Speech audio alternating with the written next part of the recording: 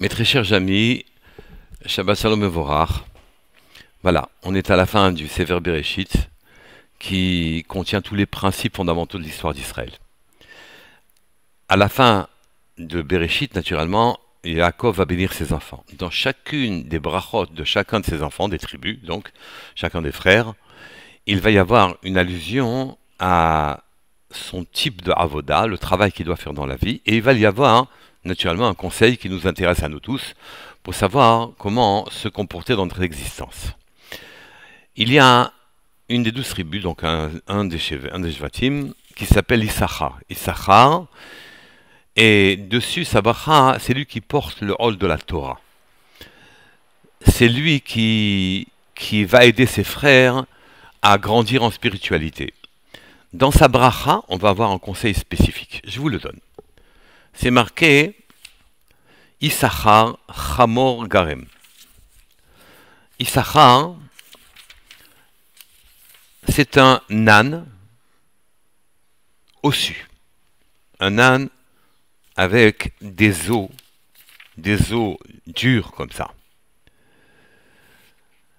Robetz ben Mishpetaim. Même quand il s'agit de porter sa charge, il ne se repose pas, il prend un peu de repos entre les villes. Quand il va d'une ville à l'autre, il prend un peu de repos entre chaque ville. Et ce peu de repos qu'il prend entre chaque ville, il le fait accroupi à la frontière des villes, il n'y rentre pas dans la ville. Vayar Menucha Kitov. Et donc on compare Issachar à quelqu'un qui est capable de porter une charge lourde, une charge profonde comme ça. Et Vayar Menucha Kitov, il a vu que la Menucha, le plaisant, la vie plaisante qu'il avait, oui, Kitov, si elle était bonne, et Vetaaretz ki Naema. Et il a vu aussi que sa terre, la part de terre qu'il a reçue, elle était florissante. Mais il a délaissé, Veyet Shirmo, et il a tendu l'épaule, l'isbol, pour prendre sur lui, Rol Torah, le joug de la Torah, Vahi la masse Oved, et pour tous ses frères, il était en quelque sorte le tributaire. C'est lui qui définissait les mois pour ses frères, donnait des halachot, Yod Emina, on appelle Issachar Yod Emina. Ce sont des gens qui savent en tout temps qu'est-ce qu'il faut faire, et donc naturellement, il se considérait comme celui qui était le plus apte à nourrir la spiritualité de ses frères. Il avait un contrat d'ailleurs avec Zevulun. Et Zevulun, lui, s'occupait plutôt de la Parnassa, et lui s'occupait plutôt de la Torah. Et donc, ici, bien que sa part de terre était magnifique, eh bien, malgré tout, il préférait s'adonner à la Torah.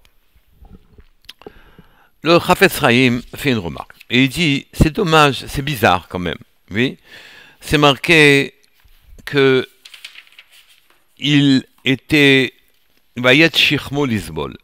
Avec les mots tendre l'épaule pour supporter, Lisbol pour supporter, on a le sentiment que la Torah est un lourd fardeau. Comment comprendre que la Torah, en parlant de la Torah elle-même, oui, et elle puisse être considérée comme fardeau qui soit difficile à supporter. Et le Chafetz Chaim lui-même nous a donné une anecdote, nous a raconté une anecdote qui permet de comprendre ce que la Torah veut dire.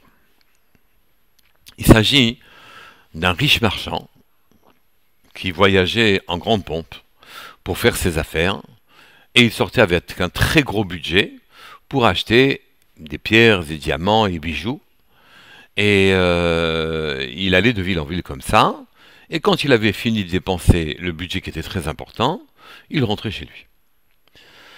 Alors qu'il rentrait chez lui, qu'il avait dépensé, il avait utilisé la totalité de son budget pratiquement, il rentrait chez lui, un marchand l'interpelle et lui dit « Venez, vous n'avez pas encore vu mes pierres. » Alors il dit « Excusez-moi, mais j'ai dépensé le budget, je n'ai plus d'argent. » Et il dit « Quoi, je vous assure qu'elles sont magnifiques, elles sont merveilleuses. » Il dit « Écoutez, j'entends, ce sera pour l'année prochaine, mais moi, cette année, j'ai dépensé mon budget. » Il dit « Écoutez, vous savez quoi?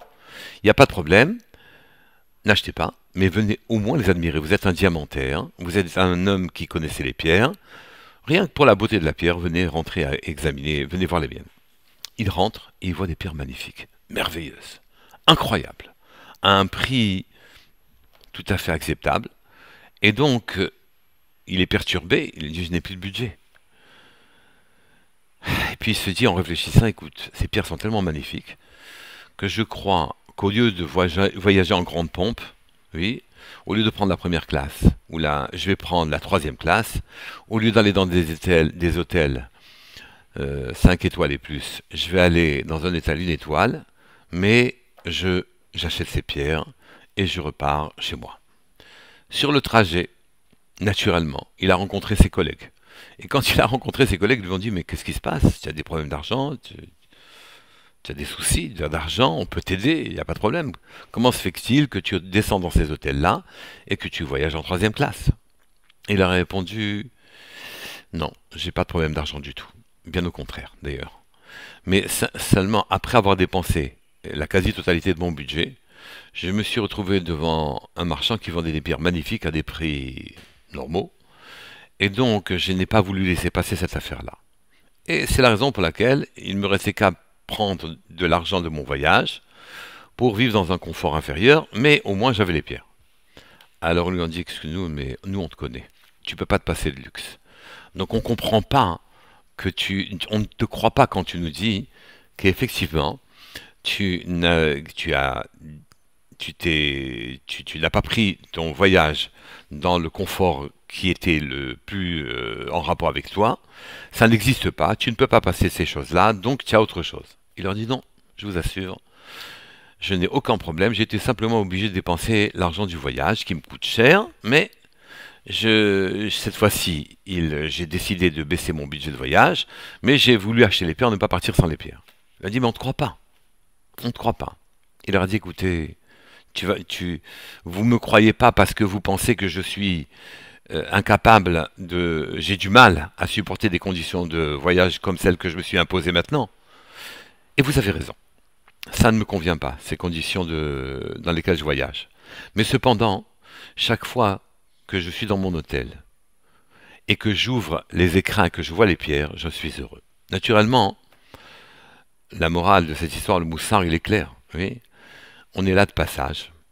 Le temps de voyage, il dure pas longtemps. Il faut naturellement pour nous amasser des pierres précieuses le temps de ce voyage. Mais cependant, vous seriez en droit de me dire, ok, très bien, c'est bien, mais comment on les amasse, ces pierres-là en question? D'où elles nous viennent? Comment allons-nous faire pour les récupérer? Eh bien, sachez que dans ce même pasouk, on nous donne un conseil extrêmement pratique. Quand on lit le pasouk, il faut le lire comme ça. Yissachar Chamor Garem, Robetz ben Mishpetaim. Yissachar, il ne faut pas le lire Yissachar, mais Yesh Sachar. Il y aura un salaire important. Oui, Chamor Garem, il ne faut pas lire comme ça, mais Chomer, la matérialité, Garam, provoque ce sera. Il y a un sera qui est provoqué par la matière. Robetz ben Mishpetaim, qui erre entre les deux frontières, celle du matériel et celle du spirituel.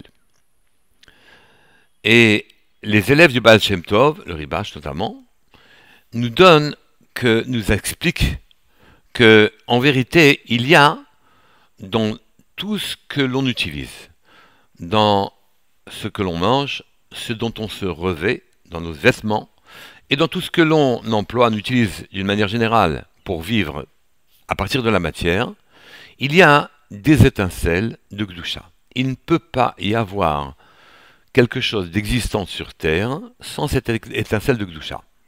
Cette petite étincelle de vie, de vitalité, donne le passeport qui permet à la matière en question d'être portée à l'état d'existante. D'accord? Eh bien, à partir de ce moment-là, ces étincelles-là, à chaque fois que je les utilise, soit parce que je mange le fruit ou le légume en question, soit parce que je prends un vêtement dont la texture a été soit végétale, soit animale, soit minérale aujourd'hui, naturellement, eh bien, à chaque fois, dans toutes ces utilités que j'ai, qui ont été portées à l'état d'existante, alors je dois extirper les petites étincelles de vitalité en l'utilisant. Et chaque fois que je l'utilise, à ce moment-là, elle vient grandir ma propre vitalité. Et j'élève l'étincelle en question. Car l'étincelle se trouvait dans du minéral, de l'eau, dans du végétal, des fruits, des légumes, dans de l'animal, des viandes, ou bien des vêtements que je mets. Oui, et à ce moment-là, puisqu'il ne peut y avoir aucune matière existante sans cette étincelle, quand je l'utilise, je capte l'étincelle en question, qui vient nourrir ma vitalité et qui élève l'étincelle qui auparavant se trouvait dans du minéral ou dans du végétal, et qui maintenant va être dans un juif, qui va l'aider et va lui donner de la vitalité, un juif qui va faire des mitzvot. Donc la kavana, les intentions que j'ai en mangeant, doivent être celles d'extirper cette vitalité du fruit, cette vitalité de vêtements, chaque fois que je me réveille. C'est pour ça que nous avons des mitzvot aussi, attachés aux vêtements des tzitzit. Nous avons des mitzvot de faire des brachot avant de manger. Nous avons des kavanot, nous avons des intentions à avoir avant d'utiliser quoi que ce soit.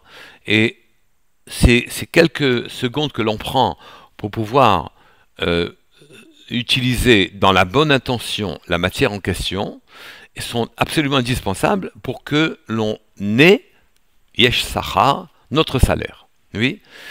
Et c'est la suite du pasuk qui nous renseigne aussi, qui nous dit d'ailleurs, donc, Vayar menucha kitov, il a vu Issachar, la menucha qu'il attendait, la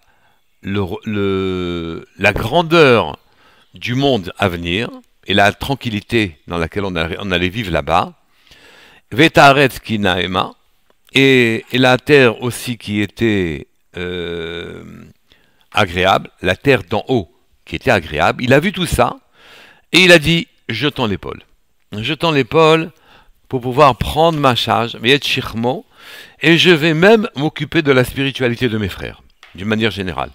Et donc, ici, ce magnifique pasuk est en train de nous guider dans la vie, de ne pas regarder la matérialité, de ne pas regarder les plaisirs qu'elle pourrait nous procurer, mais de chercher à extirper l'essentiel de cette réalité, le grain qui l'a amené à l'état d'existence.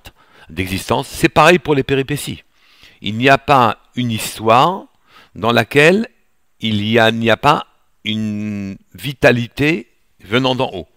Et la réaction que j'ai aux péripéties de la vie, soit que j'affronte, soit que je subis, oui, dans tous les cas, la manière dont je me comporte fait de moi une personne qui retire un salaire de ces choses-là et me fait gagner le olam haba dans mon comportement. Eh bien, à nous tous, je souhaite que nous prenions quelques secondes avant d'utiliser la matérialité pour s'habiller, pour manger, pour boire, la façon dont on réagit aussi aux péripéties de l'existence qui ont nécessité nécessairement un concours de circonstances dans lesquelles la matière, le monde autour de nous est en train de nous faire réagir, de réagir correctement, de manière à ce qu'on puisse tirer le salaire que l'on attend dans le Olam Haba, Bezrat Hashem Yitbarach, et qu'on ait l'œil sur la Menoucha qui nous attend là-bas, et qu'on ait l'œil aussi sur la très bonne terre qui sera la nôtre Bezrat Hashem Yitbarach.